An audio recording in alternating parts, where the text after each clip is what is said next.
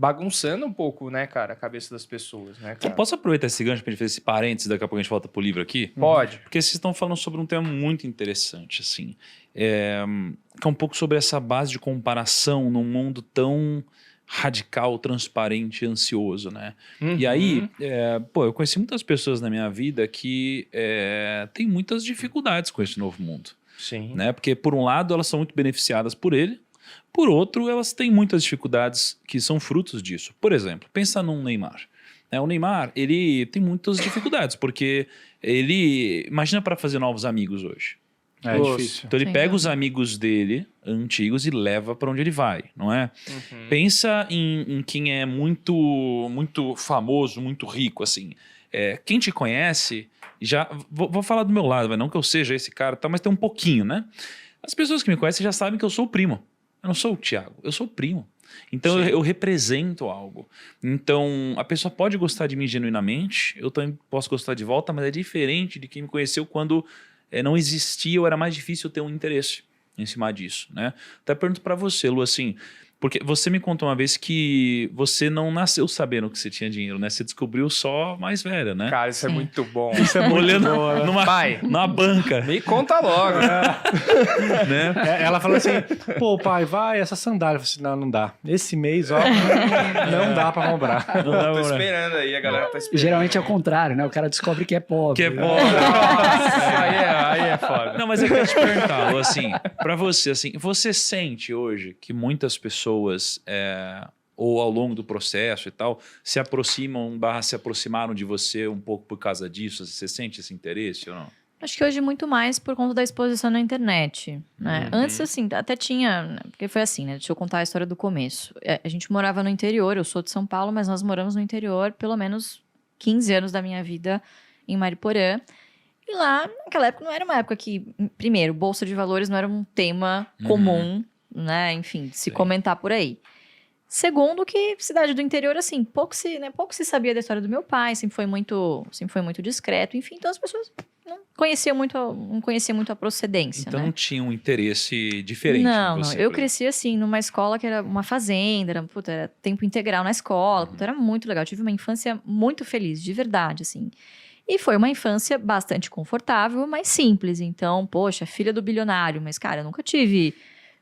Chanel, eu tinha amigas que assim, com 12 anos já andava de Chanel na escola, sabe? Eu, que é isso, gente? Imagina, e eu querendo um Nike Shot, sabe? Sei lá, um tênis. Eu quero Não, 4 aquele molas. 6 molas. 6 molas. Opa, acho que microfone. Voltou. Queria aquele de, nossa, Nike Shot de 6 molas, tal, não sei o quê. E daí nasceu, obviamente, aquele interesse no consumo, né? Então você vê os seus amigos, pô, quero um também, né? Eu falei, Também era feio demais aquilo. pô, mas 6 eu molas? gostava, Não, era bom, né? era bom. Na Seis época era molas, cool, na época era Eu já tive uns era Nike legal. Shots também, Eu cara. também já tive. Tinha um total Mas o meu, magia. o meu era umas... Total magia. O meu era umas Clássica, cores que não existiam. chuteira com mola. Que nessa época eu não sabia o que era original e era falso, então meu pai me levava num lugar que tinha 30 tênis assim, enrolado num plástico filme. Eu falava, mano, que da hora, Aí tinha lá muito mais um barato. chinês cortando a unha do pé, almoçando e vendendo tênis e você Eu achava que era aquilo verdadeiro. normal. É isso aí. Entendi. E aí? Enfim, e aí eu comecei a pedir, poxa, pai, eu queria uma mesada pra eu comprar tal coisa, eu queria mesada pra eu comprar tal coisa. E aí ele ouvindo aquilo, falou, tá bom, você vai ter uma mesada, mas não sou eu que vou te dar. Eu vou fazer uma carteira pra você, essa carteira vai ter só ações da Ultrapar, perdão, que é Posto Ipiranga. E essa carteira vai te dar o equivalente a R$300 por mês, tá bom? Essa vai ser a sua legal. mesada. E aí você decide se você vai gastar esse dinheiro, você só vai ter esses R$300 para gastar no mês, nem mais nem menos. Ou você pode pegar esse dinheiro, o que sobrar, ou tudo, enfim, você me dá o dinheiro, eu reinvisto para você. E aí, se a empresa, obviamente, continuar lucrando, enfim, esse dividendo ele vai aumentando conforme o tempo. Então, ao invés de 300, 302. Ao invés de 302, 310. E esse fluxo da sua mesada vai aumentando. Tá bom, tá bom. E a gente sempre foi uma família cujo hobby era viajar, mas obviamente meu pai é muito esperto, escolhia os destinos que a gente ia viajar baseado nas empresas que ele queria visitar.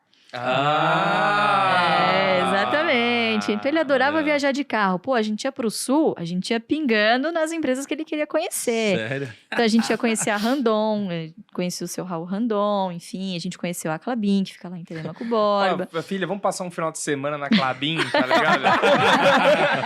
Não vai faltar Vamos papel, pro Paraná. né, Mas então, no caminho a gente vai fazer uma paradinha rapidinha aqui.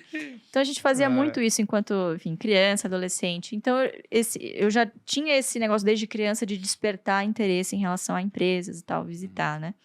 E aí ele foi fazendo isso comigo, enfim, nasceu esse interesse da mesada, que se tornou um hobby nosso, pai e filha, de investir, né? E foi daí que começou a minha carteira com 14 anos. E, enfim, crescendo, eu já entendia que meu pai era um cara de mercado, pô, admirava pra caramba, mas eu não tinha noção do que ele representava, de fato. Acho que nem ele tinha essa noção, pra ser bem sincera.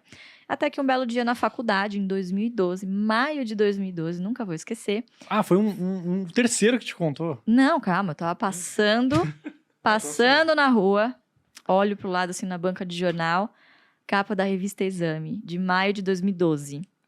Os bilionários, as maiores fortunas da bolsa. Eu olho, é meu pai ali? Como assim, gente?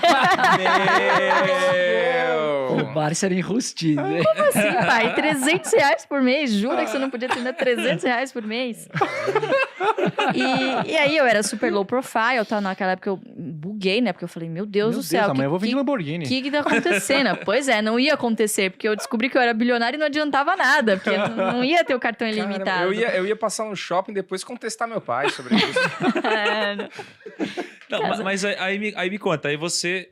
Poxa, Não, aí não. descobriu uma nova realidade. Não, mas pera, eu quero saber. Você comprou a revista e foi correndo falar com seu pai? Sim. Qual que foi? Sim, dele, poxa vida, você vê que legal, né?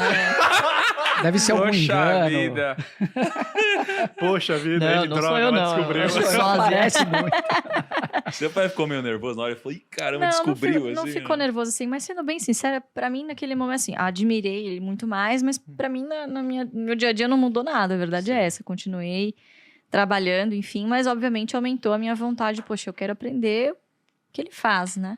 E ele já tinha despertado isso em mim há muito tempo, então a dificuldade que foi ali na faculdade foi justamente de começar a perceber o interesse das pessoas depois que elas descobriram que eu era filha de... Porque eu não considero bilionário, eu não sou bilionário, meu pai tá vivo ainda. Se Deus quiser, vai durar bastante tempo ainda, né? Vai enterrar muita Investidor gente. dura muito. pra A cabeça caramba. fica ativa há muito Exatamente. tempo. Verdade. Então, Muito tempo, nem, cara. nunca pensei nisso. Mas as pessoas ao meu redor ficavam chocadas. Falei, como assim? Você vem de Mariporã de ônibus e seu pai é bilionário. Eu falava, o que você tá fazendo aqui no Mackenzie? Você devia estar em Harvard. Aí eu falava, porra, mas Harvard não ensina o que meu pai pode me ensinar.